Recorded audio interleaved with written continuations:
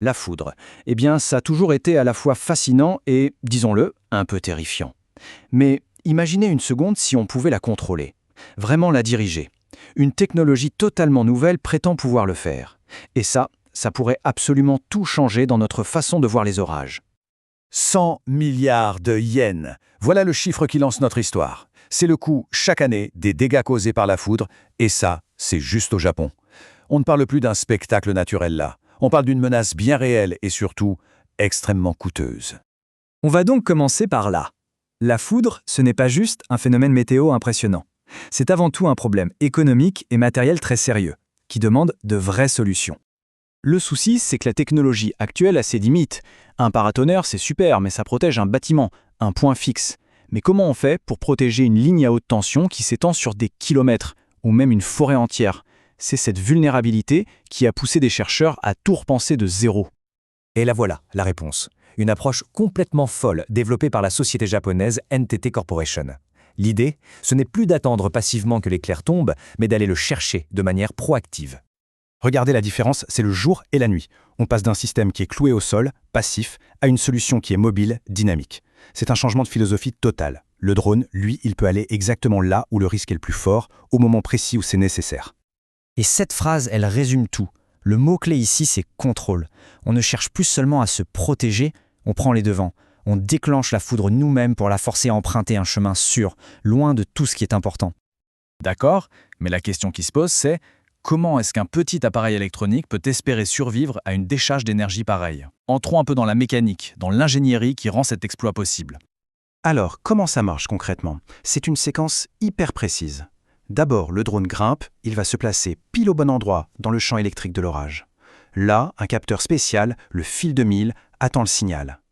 Dès qu'il détecte que la tension est à son maximum, hop, un système au sol s'active. Et à ce moment-là, le drone devient en quelque sorte l'appât idéal. Il offre à la foudre un chemin tout tracé, le plus court possible pour descendre vers la Terre. Et la clé de sa survie, la voilà, la cage de Faraday. Il faut s'imaginer ça comme une sorte d'armure électrique.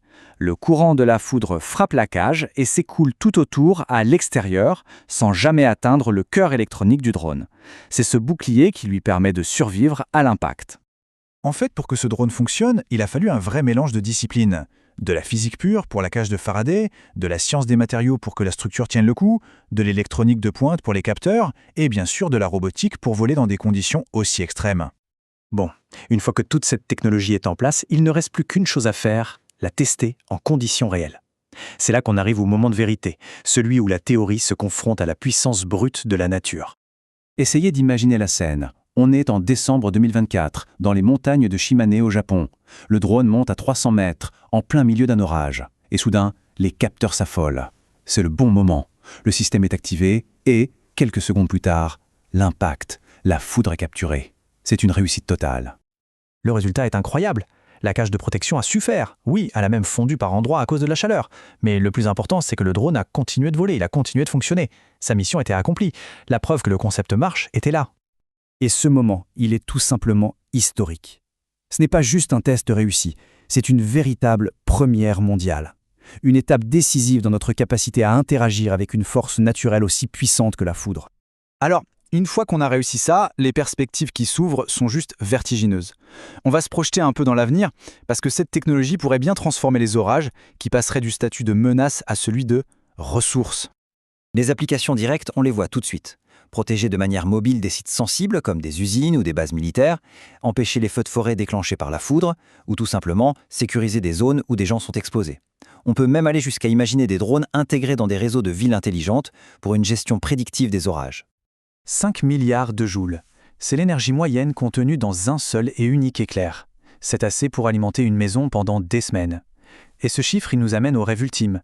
Et si un jour on arrêtait de simplement dévier la foudre pour commencer à capter et utiliser cette énergie colossale? Bien sûr, on n'y est pas encore. Le chemin est encore long et les défis sont énormes. Comment prédire exactement où et quand un éclair va se former? Comment stocker une telle quantité d'énergie libérée en une fraction de seconde? Et puis, il y a tous les obstacles réglementaires, économiques. Il faut rendre la technologie accessible. Mais la vision de NTT, elle est très claire et ambitieuse. D'ici 2030, ils imaginent des flottes entières de drones autonomes, de véritables sentinelles du ciel qui patrouilleraient pour protéger des régions entières de la menace des orages. Ce qui nous laisse avec cette question finale, un peu vertigineuse. Cette technologie, c'est clairement la première étape d'un très long voyage. Mais elle nous oblige à nous demander si, un jour, on pourra vraiment transformer l'une des plus grandes peurs de l'humanité en une source d'énergie pour notre avenir.